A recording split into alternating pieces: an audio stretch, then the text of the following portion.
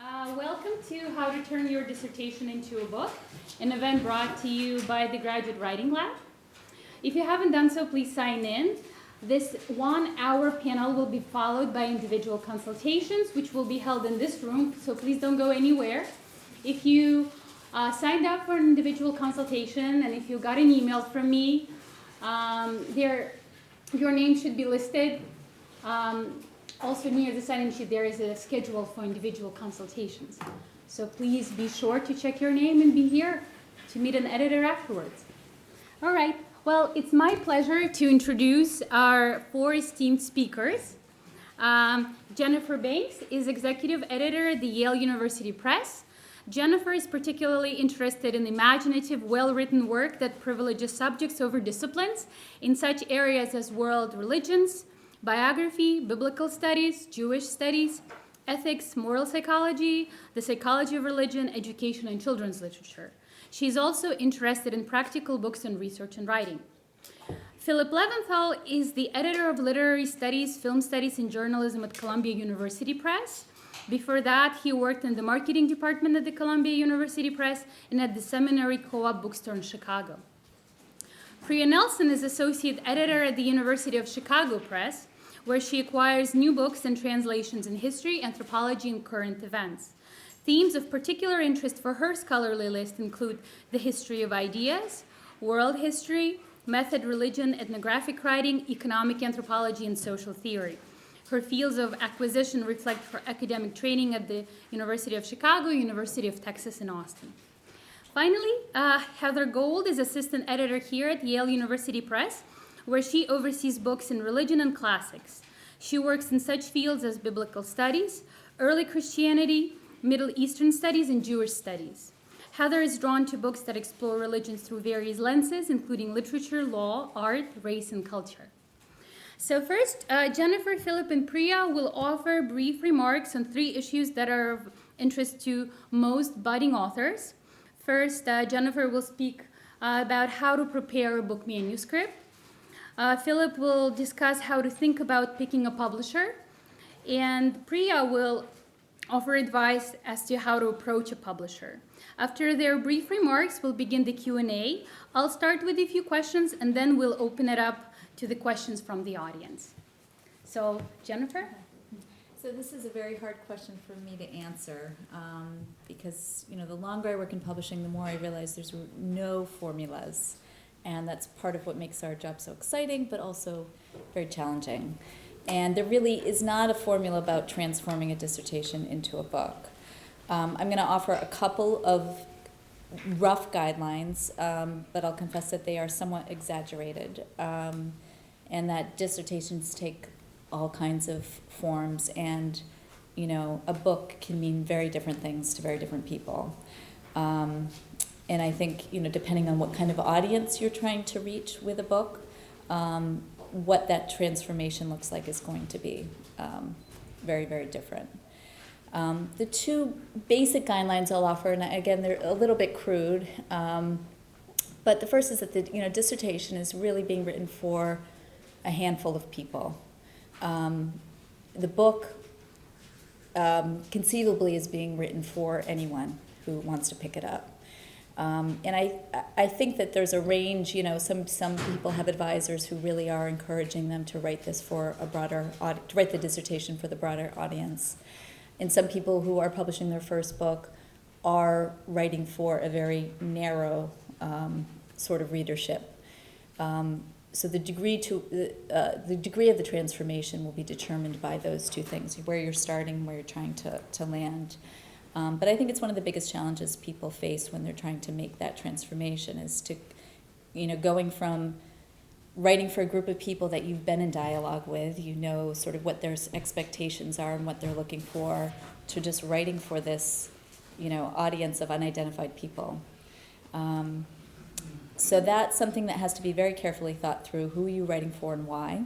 I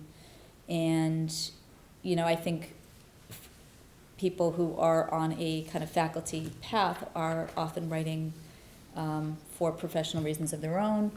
I think for publishers, we're not necessarily looking for someone who wants to publish a book to get tenure. We're looking for someone who wants to connect with some kind of readership and has an idea that they want to communicate with the world. It's not that we don't care about people's career aspirations and concerns, but I think we have a slightly different set of concerns.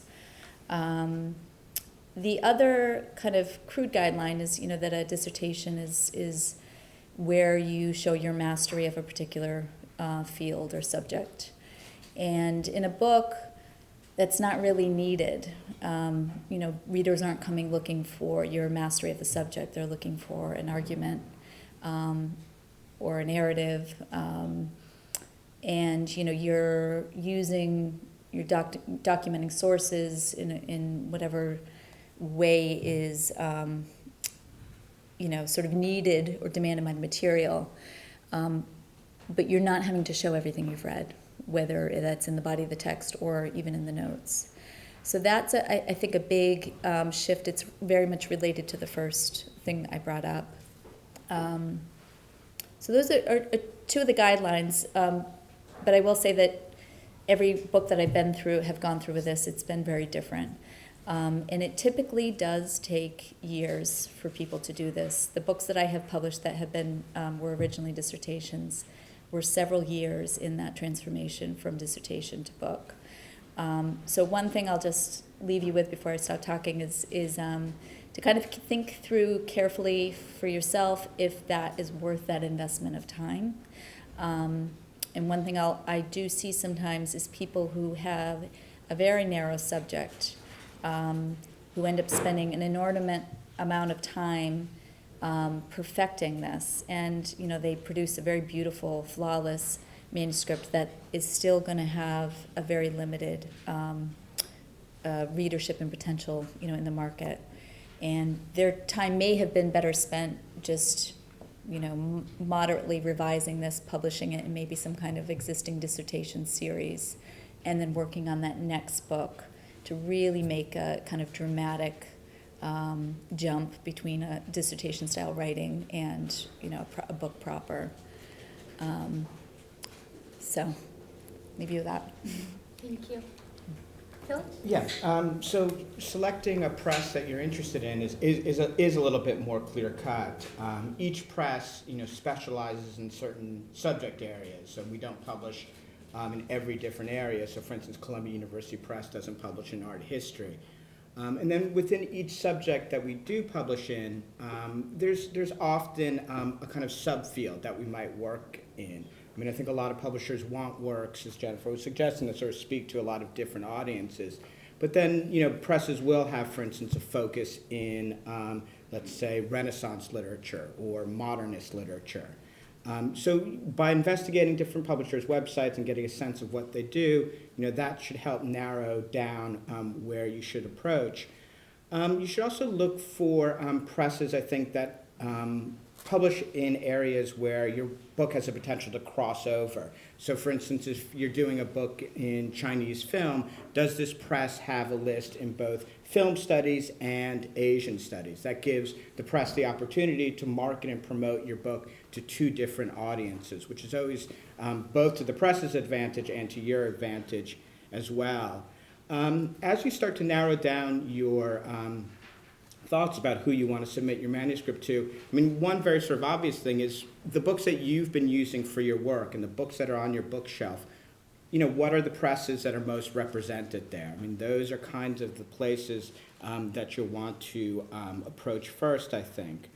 You want to be part of a kind of conversation. I think when you look at lists, sometimes, particularly with monographs, you get a sense like, oh, I understand why this is a Yale book, or I understand why this is a Chicago book. There's a certain commonality in either approach or subject area. And your editor will, therefore, I think, be in a good position to get the right peer reviewers for your work who can be very helpful in moving your manuscript along.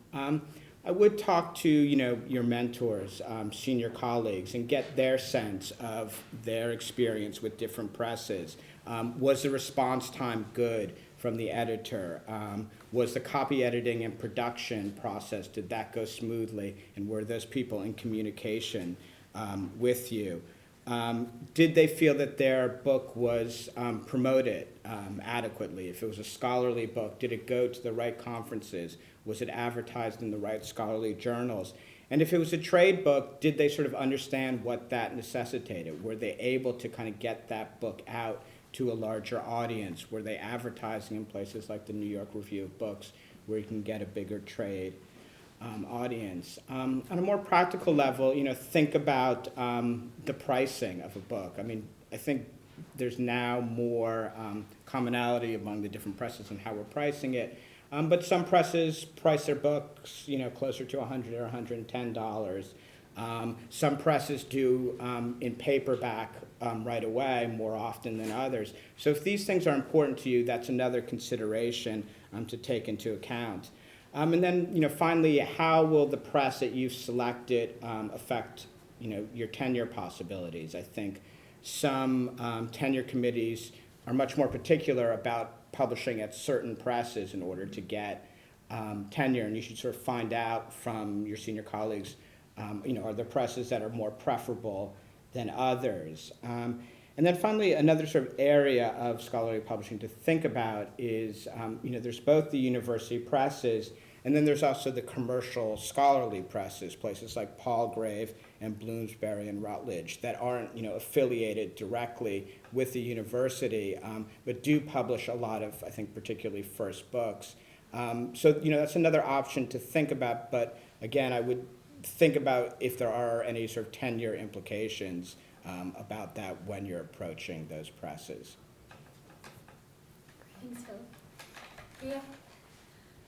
So I know that there's a lot of confusion, perhaps anxiety about how one should talk to an editor about your work, and there are certain, basic things of good etiquette that one can imagine pretty easily. But I maybe want to attack this question in an unusual way by talking about what makes a successful communication, whatever genre you're using to communicate, so whether it's face-to-face, email, a book proposal. And by successful, I don't mean that your work is accepted at every press that you approach. There are a lot of very, very smart people whose books are declined for various reasons. Even, deans of the social sciences and provosts get their books rejected sometimes. So it's a common fate, and you're in very good company. The kind of communication that is successful is one that allows the editor to make an informed decision about your project. And that's really crucial, and that's something that you can devote your time to and hope to see some returns on that investment. So what does an editor need to know? First, why must the book be written? In other words, what is the question, and what is the answer? You'd be very, very surprised by how many people I talk to who give me the impression that they know everything about their subject except why it might be interesting to somebody else.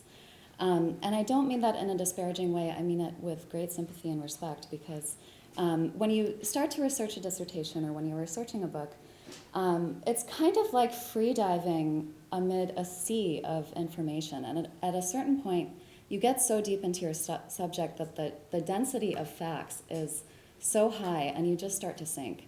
It really takes some concerted effort and presence of mind to kick back up to the surface and see what is interesting here. Why did I get interested in this subject in the first place? What might be exciting to other people? So what is the question? What are you saying? What are you answering? What's the answer to that question? You want to also convey that you have the ability to say it well. So in written communication, you want to pay some attention to the quality of your writing, the soundness of your argument, your ability to connect A to B. That's all very important. And also editors want to see a certain distinctive voice and a certain kind of originality.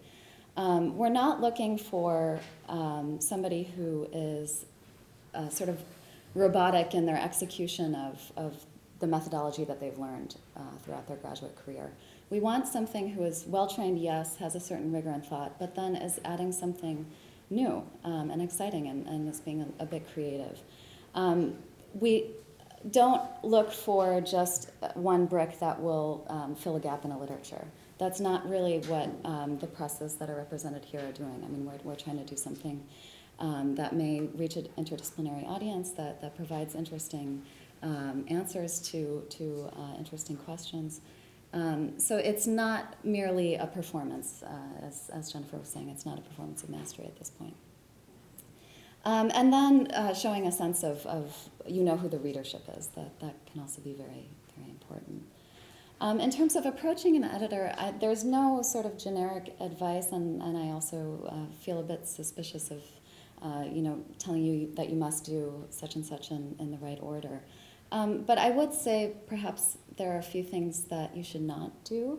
One of which is approach an editor without knowing what those answers are. So if you don't know what question you're asking in your book, if you don't know what the answer is or what the thesis is, sort of in broad outline, you don't want to just start sending information to an editor and saying, here's the chapter outline, here's everything that I've done in the past 10 years. You really want to have a sense of what that book is about and why it's exciting. So don't try too soon. Give it some time. As Philip said, you should know a bit about the press that you're approaching. Not all presses are the same, and you should have an idea of what they do and who the editor might be there who is working in your field. So, I don't know. We can talk more about it if there are specific questions, but those are some general thoughts. Could I just add one thing? One thing I forgot to mention is, when you're deciding on a press, how many different presses you should approach. And I think it's, a good idea to narrow it down a little bit. I mean, try and find the 2 or 3 presses that you really are interested in, and then it's okay to send those presses, proposal about your work. And in many cases, if they do decide to send it out, they'll ask for exclusivity so that they're the only press that are sending out for review. But I think at that initial stage, it's good to sort of get a sense from 2 or 3 different presses that you really want to work with. Well, I was going to clarify that, right? Because I think a lot of students feel that, they don't want to rub the editor the wrong way, and they would just send it to them, and then they won't hear for months. But you're saying that at the initial stage, it's okay to send it to a couple. That's, I think every editor has a different policy. That would be my policy. And, if there's something, if there's a press that you really want to work with and you haven't heard from the editor, but you've heard from your second choice, I would then, write back to that editor and say, I'm very interested in publishing with your press. I have this other offer. Can you please let me know what your timeline is for a decision? Great. Thank you so much. Well, I will ask a few questions and then we'll open it up to the audience. So let me start with a question that was posed by one of the participants. Here's what the person said. How much and in what way do I need to revise my dissertation in order to get it published? How much of my dissertation can I publish as articles? And feel free to answer if one of you or a couple of you want to answer it. Not everyone has to say something. I started on the subject, so I do find it a hard question to answer. Like I said, most of the dissertations I've done have been several years, almost entirely rewritten.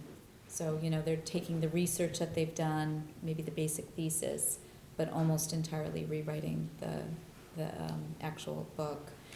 That is not necessarily what's needed for every first book that's going to be published. So I don't necessarily recommend doing that first. You may want to have conversations and get a sense of who you're going to publish with. And then the second part of that question was just about how much to publish. There might be different answers to that here. I don't really mind if people are publishing articles, partly because I am assuming the book is going to be rewritten. I'm not usually publishing a book that has 4 chapters that were verbatim printed in different journals.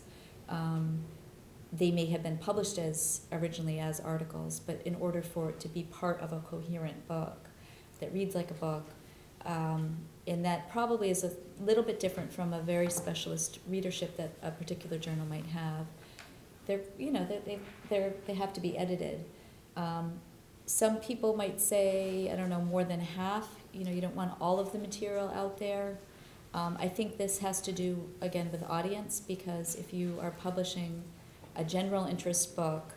All the material maybe is available in kind of more specialist, journals, but you have rehauled the material. It's being presented in a very different way. It might not be as much of a concern, versus if you are publishing this book for a more specialist audience, and most of the material's already out there, then the publisher might start to feel like, then why would we invest several years in publishing this book if the material's already there? So I'd be curious what both of you have to say. I in my head, I kind of feel like once there's more than 40% of the book in articles, I might start getting a little bit nervous. I think I tend to be a little bit liberal here. I don't really mind. I don't want to limit someone's publishing, journal publishing track record early on. Yeah, I mean, I feel similarly. I mean, I would suggest 1 to 2 articles from your book, and again, with the assumption that it's going to undergo change. I mean, a standalone article is a very different thing than a chapter in a book. But I do like to see people have something published before they publish their book. I mean, I think particularly with first book authors, and particularly if it is more of sort of a monograph, we want the sense that this is an author who's already part of a larger conversation within their field. And I think articles are a really good way to do it. It helps kind of get your argument out there to a broader audience. Even within the field. And then if you do 2, you might want to consider 2 different types of journals. So again, using the example of Chinese cinema, you might want to do something in a journal related to film studies, and then a journal related to Asian studies to help reach those 2 readerships. And the other thing that I think, at least at Columbia, we're looking at more is, has this author published in more general interest publications as well? And even if it is a scholarly kind of book, it's nice to see that on a CV. And there are places now like Los Angeles Review of Books or Public Books, I mean, in the humanities, that are writing about academic areas, but for a kind of broader audience. And it's nice to see when writers have that kind of reach as well.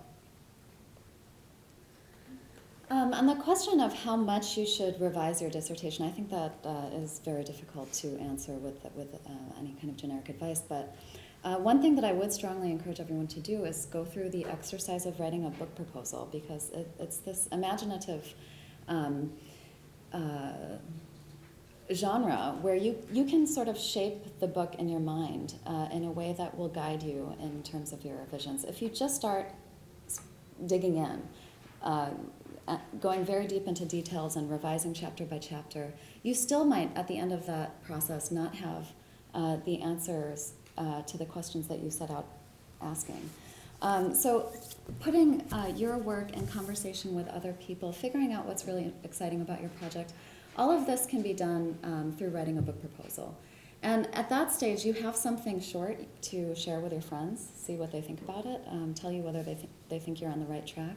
It gives you something concrete to start circulating among people who you trust, and possibly even editors. So that, I think, is something that will help you answer that question in a way that is particular to your project. On the question of publishing, I agree. I think it's good to have 1 or 2 articles out there. It also helps you test the peer review process. So if you've never done that before, going through a peer review process with 1 article can be immensely instructive. Not only because you get to learn about the kind of comments that people will make on your dissertation project, but just familiarity with procedures and the way that timeline works, and the way that you think about revisions in light of anonymous reports. Heather, do you want to add anything, or should I? I think Priya's point about writing a proposal, I think that's really helpful. You might have a full manuscript, but you have to remember that editors are looking at dozens and dozens of manuscripts and proposals a week, and so we don't really have time, if we get a bunch of manuscripts in the mail, to sit down and read the whole thing. So even if you have the full manuscript, I think it is really important to write a proposal and send it, and that will answer all of those questions for us that you mentioned about who the audience is, why this press, why are you submitting it to us, and what are some other books out there that you see your book in dialogue with. And then that will help us assess whether we think this is something we would want to publish, and then go into reading the manuscript. Thank you very much. My second question is, and then we'll open it up to the audience, is as someone who just submitted, one of the sort of nerve-wracking bits about the last part of it was, you know, the ProQuest issue. And there is a lot of sort of fear-mongering that, you know, we are encouraged to put our dissertations on ProQuest, and you can delay it by a year or 2 years, but ultimately most people don't really get their books out in 2 years. So the concern is that if your book is if your dissertation is available on ProQuest, that some editors might feel like a lot of your information is already out there, and if people can just access it for free, why should they pay for it? What are your thoughts on this issue? What would you recommend graduate students to do, or how to approach this issue, think about it? I'm not really aware of all the other concerns. I'm really only aware of the publishing concerns, so I can only speak to that. So, you know, it might be a very good idea to do that. And in some cases, I think as a publisher, we'd probably encourage it just because it's so hard for us to publish so many books that we would want them to be available. But for us to invest, you know, all the resources that go into publishing a book, you know, we can't do it for every dissertation proposal that we get. On the other hand, you know, if there's a book that is of interest to us and we know it's available for free already, there'd be some hesitation there. Again, it's a question of how much has this been changed. If it's a dissertation that went through all kinds of revisions into a book and the two really aren't the same things at all, then it wouldn't be a big concern. But if it's just, you know, kind of editing a few things out here and rewriting a couple sections here, I think there would be some concern on the press's part. Yeah, I think I agree largely with that. I mean, I used to tell people that it's not a problem because, again, the dissertation will undergo substantial revisions. But, you know, again, this is something I would check with your senior colleagues and see if it affects, you know, tenure or anything like that anyway. I mean, I know at Columbia, at least in the literature department, they recommend embargoing it for a couple of years. And in part, I think it's you know, your dissertation is, you know, again, it's written for, you know, 3 to 5 people, as many people on, you know, who are on your dissertation committee. And do you really want to sort of have it out in the public in that way before you've really had a chance to start thinking about how it's going to change in the book form, or before you have other articles out, for instance? So, you know, I think it's good to sort of have a little time when the dissertation is just yours and not sort of out in the world in that way. This is a really interesting question, and I think there was a lot of anxiety about it maybe a few years ago. I sense that it sort of dissipated a bit because university presses in particular do spend a fair bit of time adding value to whatever is there. And the books that we choose to publish are ones that we see a kernel of promise in, and we want to support that project into book form. But certainly if you're looking at a press that's not going to invest that kind of time, where you are just hoping to get the book out as quickly as possible, that might be a concern. I also don't know what the downside of embargoing is, just for a couple of years if it's an option. I know the universities like to have a complete record of everybody's dissertation, but I don't see any long-term negative side to putting on an embargo.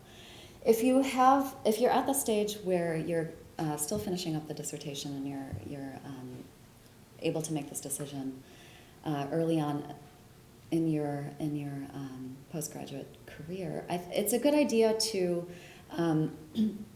save your great title for the book. Don't use the same title for the dissertation in the book.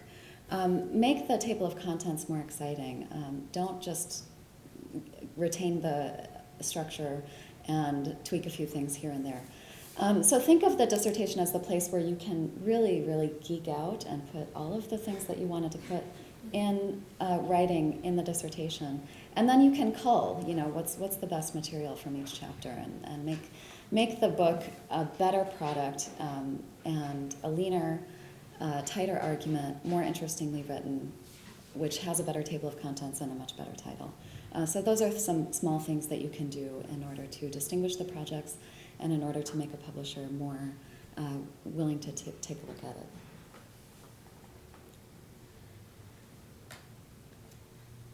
Okay, so if no one else has anything to add, we could open it up to Q&A. Pratima and Michelle both have microphones, and since we are recording this session, and the microphones are vital to your voices being properly recorded, we ask you to speak into the microphone and wait for one of them to give the microphone to you. You will not hear yourself, your voice will not be amplified, but don't worry, it is connected to the technology, so basically speaking to the microphone. All right. Anybody has any questions?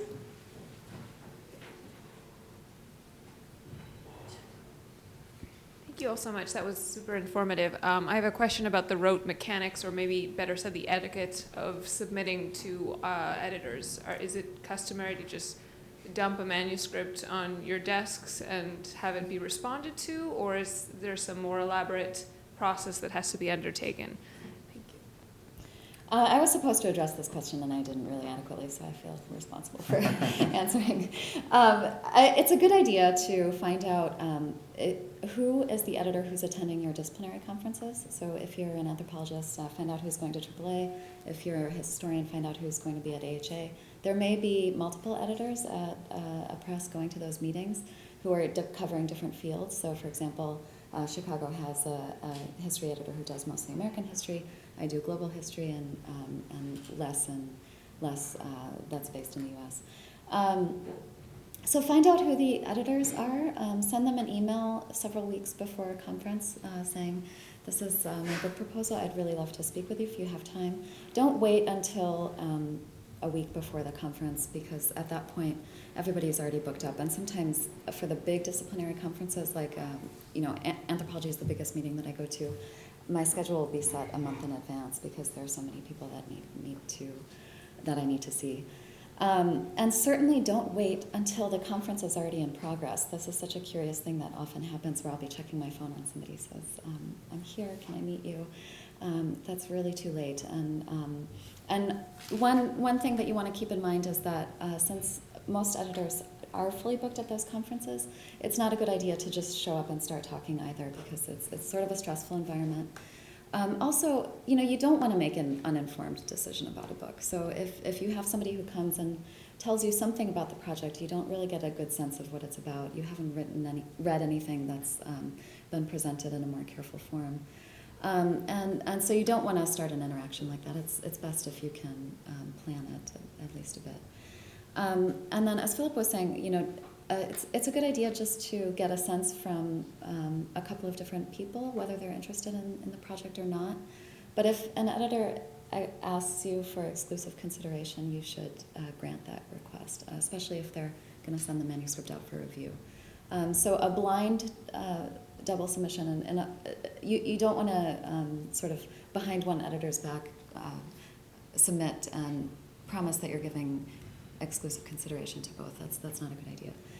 Most of us understand all of the pressures that there are on early career academics. So if we're not able to respond quickly enough and give you a firm decision or a firm commitment, it's definitely okay to write and say, I'm facing a really strict timeline here. I'm on the job market. Do you have a sense of whether this is a good fit or not? That's perfectly okay. And I would just say the more honest and open communication, the better. Priya, can I just clarify something you said? Yeah. So then, let's say for someone who is just starting the process, right? They email you a month in advance, you meet at the AAAs or AHA, and then should the person already have a book proposal at that point? So what happens when you meet at the AAAs? Is it like a 5-minute conversation that the student's going to have today? Or is it like a half an hour chunk of time where you've already read some of this stuff? Yeah, it depends. I mean, generally 5 minutes is not really enough to get a good sense of a project. So most editors that I know spend about half an hour, 45 minutes with each person that they're meeting. You may not get that meeting from every press that you submit to, and that's okay. Conversations can continue by email depending on how early on you are. Conversations can happen by email for quite a long period of time, or you can call up an editor on the phone. So yeah, it's about half an hour, 45 minutes. Generally, if you're at that stage where you're having that kind of long conversation, you do have at least a sense of what the project is about. And you hopefully may have already written the proposal. But editors often will not want to take the proposals just because you'll go home with 30 proposals and you're sitting there on the plane thinking, what was I thinking, you know? I agree with all of that. I also have many projects, including first books that I've signed up, that I did not meet with people at conferences. They were just emails that came in out of the blue. And, you know, I think each publisher has submission guidelines on their websites, and you can basically follow those. And again, there's not really a real formula for how to do it. I think just using kind of basic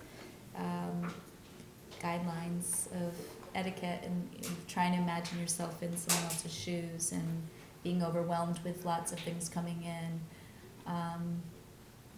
And, you know, the one thing I did want to add is that many of the first books I have signed up were recommended to me by other people, or they came in from that author with a note saying, you know, Dale Martin in the religion department at Yale suggested I get in touch with you. And, you know, there are days I'm getting 20 submissions a day, working in different areas, and that's on top of all the other work I'm doing. So it's very easy to turn things down, as hard as it is emotionally. We're doing it all the time. It's most of the stuff that comes in does not get even sent out for review. So anything that can distinguish it and make the editor feel like they are obligated to spend a little time, maybe it's that kind of personal connection, or if you've met them somewhere, reminding them that you've had this conversation last year at a meeting, or, you know, at this panel at Yale, or, you know, their advisor suggested they get in touch with you. Any of those kinds of personal connections, I find, for me as an editor, make me sit up a little bit and feel like I have to give a little extra attention to this, because there's some sort of personal connection. One other thing I should say is that when you do approach a press, you generally want to contact one editor first. If that editor is not the right person to review the project, she or he will circulate it among colleagues. So you can feel assured that if you have received a response from an editor, that represents the decision of the press. So you don't have to send it to multiple people. You don't want to receive a rejection from one editor and then send it to another. Usually that communication has happened. And if you don't know who to contact at a press, there's always an editorial director their contact information is generally listed on the website. You can just say, I'm not sure who should be reviewing this. Maybe you could point me to the right person. Thank you. Should we take another question? Okay. Yes. Thank you all very much. I think I sort of have a two-part question. I was wondering, you talked about sort of the importance of revising, but I've also, in conversation with professors, been warned against holding on to the manuscript for too long and sort of doing too many revisions before it's gone out to readers. And so I was curious for your thoughts on that. And I guess more generally, if you could possibly walk us through sort of what the stages are once a manuscript has been sort of accepted first for readers, I suppose, and then the revision process, just to get a sense of kind of what the range of time might be for that. And I suppose what, in your minds, determines if you read a manuscript that you sort of think may need work but has promise, kind of what that looks like, I suppose, since I've sort of gotten the impression that books do come in, not absolutely finished, but somehow seem promising.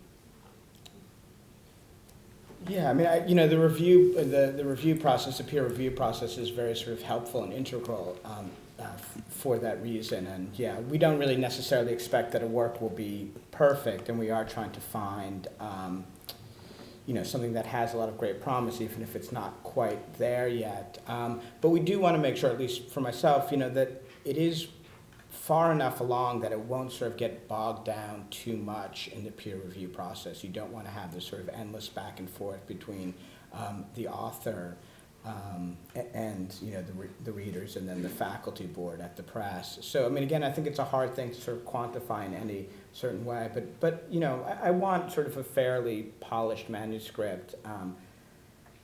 But you're right. I mean, you don't want to sort of. There are people who just get too sort of obsessed with their dissertation, sort of endlessly revising, and there is a point where you sort of have to let go. In terms of how the process goes, at least at Columbia, I would say generally, I mean, once we decide to send something out for review, that process generally takes about, anywhere from about 3 to 4 months, or maybe 2 to 4 months, depending. And so what will happen is first it will be, sent to the peer reviewers. We generally give them about 4 to 6 weeks to give back the report. Sometimes they might miss that mark.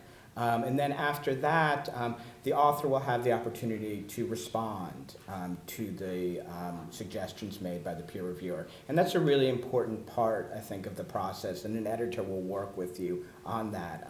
We really want a sense that this author has taken seriously the comments that have been made by the readers and sort of has a strategy now for how they're going to revise. I mean, it can be a difficult process, I think, for authors, and I often encourage them to take a day or two to sort of soak it all in. And then after that, we have an internal meeting, and essentially the purpose of that meeting is to decide, is this ready to go to our faculty board? Are the reports strong enough? Have they recommended offering a contract? And has the author responded well? And then it goes to our faculty board, and they are sort of the final arbiters to decide whether or not we should offer a contract for the project. Do you want to So our process is very similar to that, with a couple differences. Mainly, our faculty board meeting happens a little bit later, so we will have our internal meeting after a project is reviewed and the author has responded. And at that point, we'll decide with all of our editors and all of the different department heads at the press whether we think the book is right for us and whether we feel that we can offer a contract. And if so, we would make sure that the reports are positive and that, or if there are some negative comments, that the author has responded adequately to them. And once the book is under contract and we feel that the manuscript is in good shape and the author has a good plan for revisions, then we would bring it to our faculty board, and that's kind of the last hurdle before we get the final manuscript that we look at, and that goes into copy editing and production. Thanks, Heather. I think generally I would want an author to take things as far as they possibly could and have it in the best possible shape. You don't want someone sending you something and saying, I have to do this and that, and I'm going to do more work later.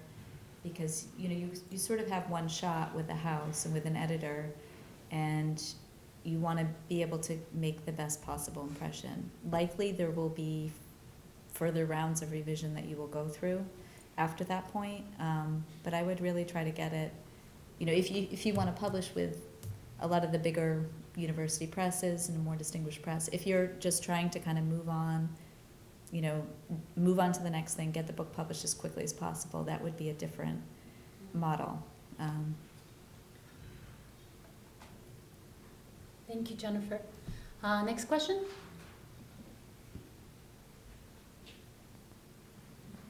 Eleanor, here.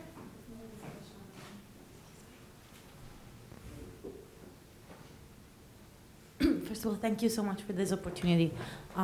So I've also kind of two-part question, and the first part is a lot of the things that you said about how to give a book proposal are really surprisingly similar, seem to me, to the process of doing a postdoc proposal. Like, you need to have the why and why it's important, who's your audience, and how you intend to revise your dissertation into the book. And so I wondered if you could say, do you prefer people who have actually gone through something like that? Like postdoc in a sense, and so therefore the time frame would be like 1 or 2 years at least of work in the dissertation to go from that to the book. And the other part is, do you recommend that people talk before to some people in your faculty board? So like I happen to know a little bit of the press I'd be interested in. Some people, some professors that are in similar things. Is it recommendable to approach them first just to get an idea or not? I don't know. It's just very nerve-wracking process. Thank you.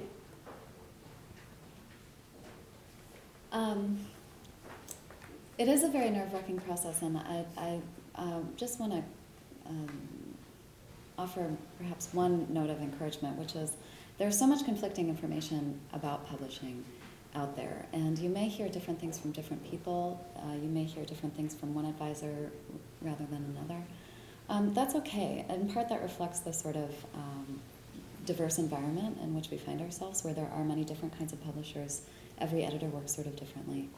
It's definitely an anxiety-producing situation for a lot of good reasons. As one of our panelists mentioned before, we don't have a real stake in the career trajectory itself. We want our authors to be prominent in their field, and we want them to do well.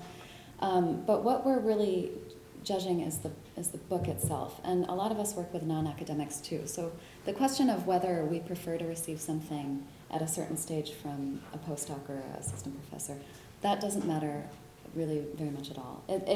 If you're using that time productively, this goes back to the question of how much one should be revising. It's a question of the quality of the revision, not the quantity.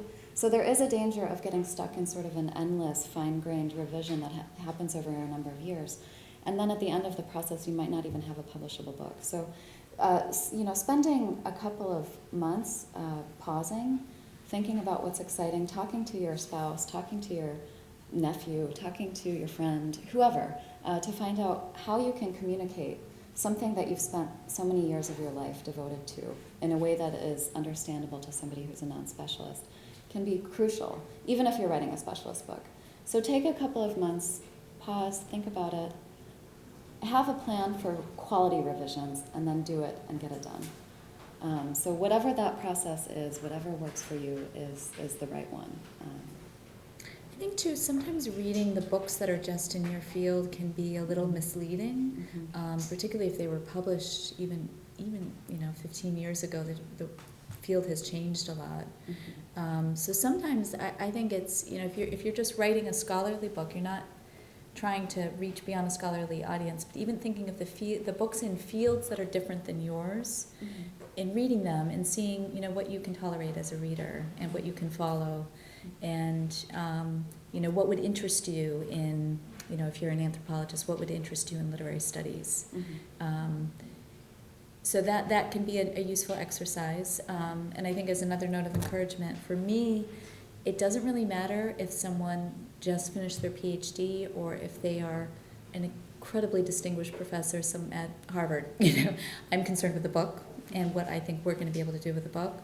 So in a way, publishing is more democratic, I think, than academia itself. And we do like to see that there have, you've gotten some awards but it's a little bit different. I think it's much more focused on the actual product. And, to some degree, personality, what someone can bring to it, how they're going to breathe life into the project, how they're going to help us publish it, how they're going to help us promote it. So I think postdocs are great, but it's mainly because it gives the author time. It's not really about, what that signals to me necessarily.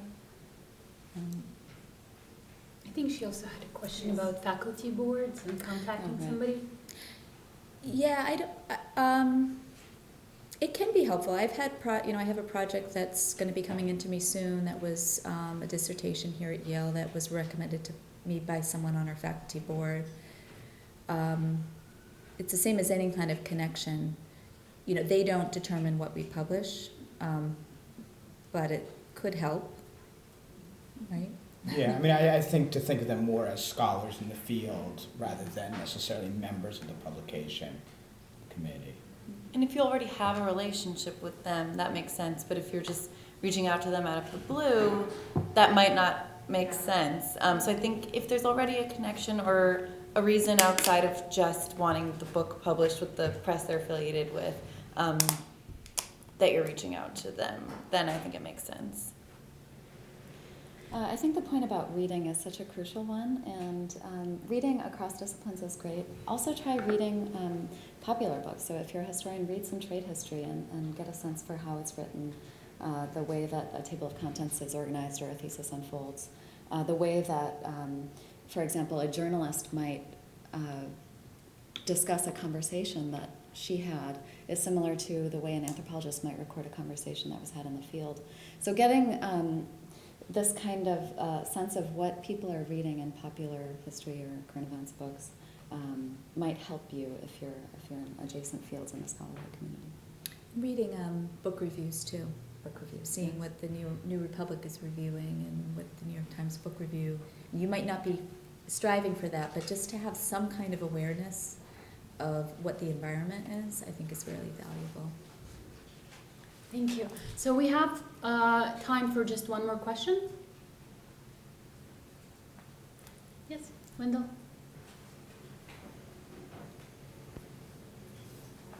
Thank you all so much for this incredibly constructive panel. I was just wondering if perhaps you could speak to the reasons why a prospective author might pursue a contract with like some of the more prominent publishers in this country versus like Oxbridge publishers. Thank you.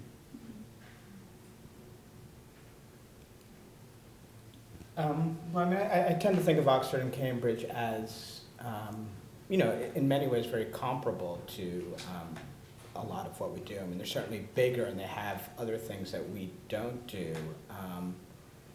But, you know, they both have editorial offices here in the United States, and their processes are fairly similar to what we do. I mean, I think perhaps, you know, one thing to think about is these are very large organizations, and sometimes, you know, you might not get the same kind of attention that you would at a smaller press where, you know, they're not dealing with so many different projects. So that kind of relationship might be a little bit different.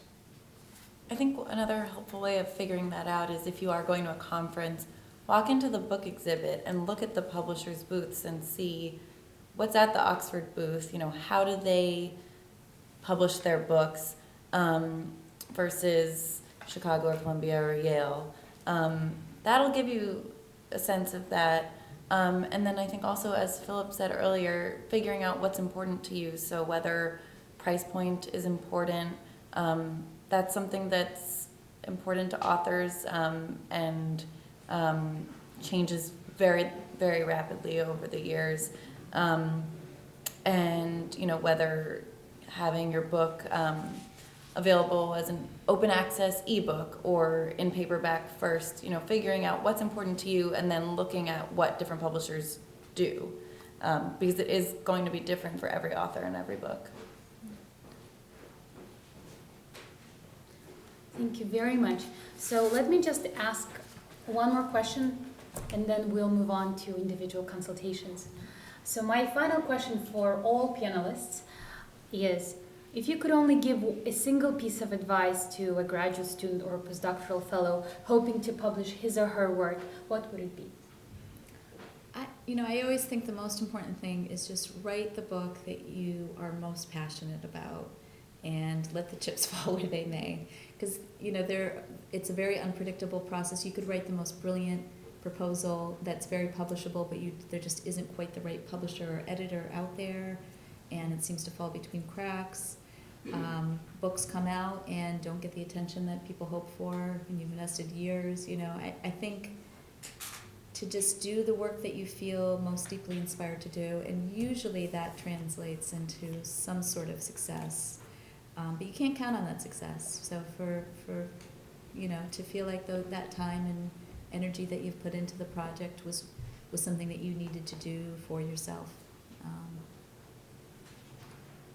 Yeah, I mean, I agree with that, and I think what I would say is something I think that Priya was suggesting as well. I mean, have a clear sense, and this is more practical, I mean, have a clear sense of what's at stake in your project, what you want to say, and to whom you want it to be said. And in terms of audience, I mean, there's no sort of right or wrong audience. I mean, there are great books that we publish that will reach 500 readers, and there are great books that we publish that will reach 5,000, and they both have a kind of value for the kind of publishing that we do.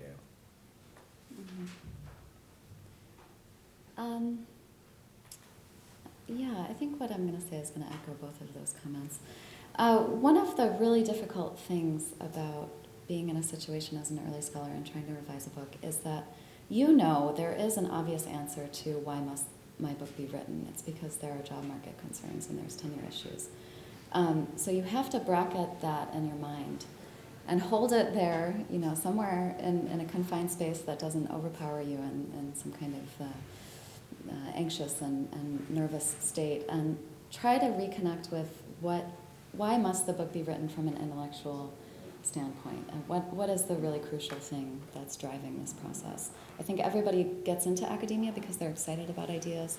There's a tremendous amount of pressure that dulls that excitement a bit. So recapturing a sense of wonder in your project, curiosity, finding what is still there. And frankly, if it's not still there, maybe you could get your dissertation out quickly and find something else, or cannibalize your dissertation and write articles. For some places where you're going to be teaching, that's also an acceptable way of finding a long-term position. So take a moment, think about how you want to spend the next few years of your life, and try to recapture a sense of excitement about it. Yeah, I would say all of those things, but also I think it's really important to let your personality shine through, and show your passion and why you're writing this book and why you're devoting your career to this. Because at the end of the day, I think publishing is all about relationships, your relationship with your editor, your relationship with your reader. And I don't want just to read, I think someone used the word a robotic proposal or manuscript. I want to see who you are. And from the very first letter you write to me when you submit your proposal to once you have a finished book, I think I want to see who the author is and, feel your presence when I'm reading your book. Thank you all. This is amazing advice, and thank you for all the other really useful nuggets of advice. We would like to thank you all for participating.